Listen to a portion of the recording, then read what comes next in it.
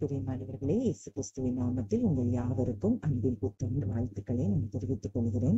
இப்பத்தாமே இந்த வருடம் முழுவதும் உங்களை அவர் கண்ணின் மணி போல பாதுகாத்து ஆசீர்வதித்து மிகுந்த கிருபையினாலும் இரக்கங்களினாலும் உங்களை வழிநடத்தி உங்கள் வாழ்வில் அத்தனை பகுதிகளிலும் நீங்கள் ஆசீர்வாதங்களை சுதந்திரிக்க செய்யும்படி மனதார நான் ஜெபிக்கிறேன், ஆசீர்வதிக்கிறேன், வாழ்த்துகிறேன். இந்த நாளிலும் இந்த புது வருடத்திற்கென்று நான் ஜெபித்து பார்த்திருக்கும் போது ஆண்டவர் எனக்கு தந்த வார்த்தையை உங்களோடு கூட பகிர்ந்து கொள்ள விரும்புகிறேன்.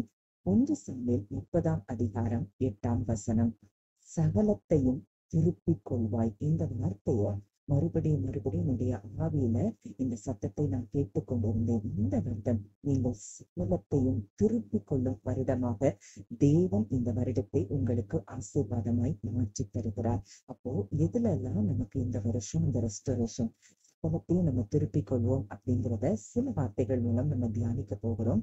எரேமியா 30:17 சொல்லுகிறது, அவர்கள் உன்னை விசாரிப்பற்ற சீயோன் என்று சொல்லி உனக்கு தள்ளுண்டவள் என்று பெயரிட்டபடியால் நான் உனக்கு ஆரோக்கியம் வரப்பண்ணி உன் காயங்களை ஆற்றுவேன் என்று கர்த்தர் சொல்லுகிறார்.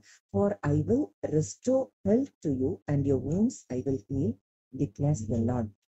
அப்போ இந்த வார்த்தை தேவன் அவர் சுகத்தை மறுபடியும் தருகிற தேவனாய் இருக்கிறார். இழந்தவைகளை ரெஸ்டோர் பண்ணுகிற ஒரு தேவனாய் இருக்கிறார். அப்போ இந்த நாட்கள்ல யாரெல்லாம் அப்படியே சுகவீனங்கள்ல பலவீனங்கள்ல கஷ்டப்பட்டு கொண்டிருக்கிறீங்களோ இந்த வருடம் நிச்சயம் நீங்க சுகத்தை பெற்றுக்கொள்ளும் வருடமாக இழந்த எந்த இடங்கள்லாம் நீங்க சுகத்தை இழந்து தவிக்கிறீர்களோ அந்த இடங்கள் எல்லாவற்றிலும் தேவன் சுகத்தை பெற்றுக் கொள்கிறார். அப்போ இது அவருடைய வல்லமையை குறிக்கிறதா இருக்கிறது. உங்களுடைய ஆத்துமாவிலும் சுகம், உங்களுடைய சரீரத்திலும் சுகத்தை நீங்கள் நிச்சயம் பெற்றுக் கொள்வீர்கள். மேலும் யோபு 2:21-22 நம்ம பார்க்கிறோம், நான் உங்களிடத்தில் அனுப்பின என் பெரிய சேனையாகிய வெட்டுக்கிளிகளும் பச்சை கிளிகளும் முஸ்கட்டை பூச்சிகளும் பச்சை புழுக்களும் பட்சித்த வருஷங்களின் விளைவை உங்களுக்கு திரும்ப அளிப்பேன். நீங்கள் சம்பூர்ணமாக சாப்பிட்டு திருப்தி அடைந்து உங்களை அதிசயமாய் நடத்தி வந்த உங்கள் தேவனாகிய கர்த்தருடைய நாமத்தை துதிப்பீர்கள். என் ஜனங்கள் ஒருபோதும் வெட்கப்பட்டு போவதில்லை. அப்போ இது நாள் வரைக்கும் இதெல்லாமோ உங்களுடைய காரியங்களை உங்களுடைய செழிப்பான ஆசீர்வாதங்களை திருடி கொண்டிருந்த சத்துருவின் கிரியைகள் முற்றிலும் இந்த வருடம் நீக்கப்பட்டு நீங்கள் உங்களை தேவன் சம்பூரணமாய் ஆசீர்வதிக்கிற வருடமாக இந்த வருடம் நிச்சயம் இருக்கும். அது ஆங்கிலத்துல ரொம்ப அழகா இருக்கு. I will restore to you the years that the swarming locust has eaten. அப்போ வருஷங்களை நீங்க இழந்த வருஷங்களையும் அவர் தருவாராம். ஐயோ, இந்த நன்மையெல்லாம் இத்தனை வருஷம் நான் இழந்து போயிட்டு இந்த வருஷங்கள்லாம் எனக்கு எப்ப திரும்ப கிடைக்கும், இந்த வருஷம் எப்படி ரெஸ்டோர் ஆகும்னு சொல்லி நீங்க நினைக்கலாம். ஆனா இழந்த அந்த வருஷங்களின் விளைவையும் அவர் உங்களுக்கு வருஷங்களையும் அவர் உங்களுக்கு தருகிற தேவனாய் இருக்கிறாராம். அப்போ நிச்சயம் நீங்க இந்த ஆசீர்வாதத்தை உங்க வாழ்க்கையில சுதந்திரித்துக் கொள்வீர்கள். எதெல்லாம் உங்க பொருளாதாரத்தை, இதெல்லாம் உங்களுடைய என்னென்ன காரியங்கள்ல நீங்க எதெல்லாம் இழந்திருக்கிறீங்களோ அத்தனையும் இந்த வருஷம் நீங்க ரெஸ்டோர் பண்ணுவீங்க. அப்படித்தான் யோபு அங்க என்ன செஞ்சாராம், அவ்வளோத்தை இழந்த தன் பிள்ளைகள் இழந்த சொத்து சுகம் இழந்த ஆசீர்வாதங்கள் அத்தனையும் அவர் திருப்பி கொண்டாராம். அதே போல எதெல்லாம் சத்ரு உங்களிடத்துல இருந்து பிடுங்கினானோ அது அத்தனையும் தேவன் அவருடைய வல்லமையினாலே அதை மீட்டெடுத்து உங்களுக்கு சகலவற்றையும் அவர் திருப்பி தர வல்லமை உள்ளவராய் இருக்கிறார். யோபு 42:10 அதுதான் பார்க்கிறோம். யோபு தன் சிநேகிதருக்காக வேண்டுதல் செய்த போது கர்த்தர் அவன் சிறையிருப்பை மாற்றினார். யோபுக்கு முன் இருந்த எல்லாவற்றை பார்க்கிலும் 2 கர்த்தர் அவருக்கு தந்தளினார். ஓ, இன்றைக்கு அப்படித்தான் நம்ம கூட மறந்துருவோம். ஆனா ஆண்டவர் சின்ன சின்ன கணக்குகளை கூட ஞாபகம் வைத்து என் பிள்ளை இழந்ததுக்கு பதிலா நான் டபுளா திருப்பி தரணுங்கிற இந்த நினைவாய் இருக்கிற நம்மேல நினைவாய் இருக்கிற கண்ணோக்கமாய் இருக்கிற ஒரு தேவன் நமக்கு இருக்கிறபடிதான் இந்த நிச்சயம் அத்தனையும் 2 மடங்கு நீங்க திரும்ப பெற்றுக் கொள்வீர்கள். அடுத்ததா நீங்க ஒருவேளை உங்க உறவுகள்ல ஒருவேளை உலர்ந்து போய் இருக்கிற அந்த உறவுகளா இருக்கலாம், எதுவும் ஒட்டாத உறவுகளை போல இருக்கிறத போல உங்க வாழ்க்கையில நீங்க உணர்ந்து கொண்டிருக்கலாம். இந்த வருஷம் அந்த உறவுகள் நிச்சயம் உயிர் அடையும். அந்த உறவுகள் உங்களோடு இணைகிறத நீங்க பார்ப்பீங்க. எசேக்கியேல் 37ல அதைத்தான் பார்க்கிறோம்.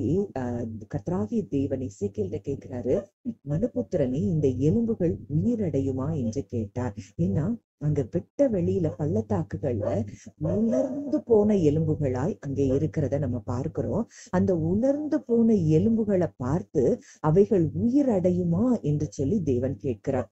அப்போ அங்க அந்த எலும்புகளை குறித்து நீ தீர்க்க தரிசனம் சொல்லுன்னு சொல்லும் போது, அந்த எலும்புகளை குறித்து தீர்க்க தரிசனம் உரைக்கும் போது அங்கே எலும்புகள் மூடி, அங்கே நரம்புகள் உண்டாகி, அங்கே மாம்சம் அவைகளுக்கு மேல உண்டாகி, அதற்குள்ள அவர் தன் ஆவியை அனுப்பி அவைகள் மகா சேனையாய் எழும்பி நின்றதை பார்க்கிறோம். அப்போ இன்றைக்கு எந்த இடங்கள்ல எல்லாம் நீங்க அந்த உறவுகள்ல நீங்க ஒரு ரெஸ்டோரேஷன் பார்க்கல, ஐயோ என்னுடைய கணவன் என்னோடு கூட இப்படி இருக்கிறான், மனைவி இப்படி இருக்கிறான், என்னுடைய பிள்ளைகள் இப்படி இருக்கிறாங்க, என்னுடைய தாய் தகப்பன் இப்படி இருக்கிறாங்க, இல்ல என்னுடைய சொந்த மற்ற உறவுகள் உள்ள எதுவுமே ஒட்டாதது போல இருக்குது அப்படின்னு சொல்லி நீங்க நினைச்சீங்கன்னா, உலர்ந்து போய் இருக்கிறது போல இருக்குது நினைச்சீங்கன்னா, இந்த உலர்ந்த எலும்புகள் எல்லாம் நிச்சயம் உயிர் அடையும். அவைகள் ஒன்று சேரும். நீங்க எதெல்லாம் அந்த பகுதிகளில் இழந்துட்டேன்னு நினைக்கிறீங்களோ அது எல்லாவற்றையும் நீங்க திருப்பிக் கொள்வீங்க.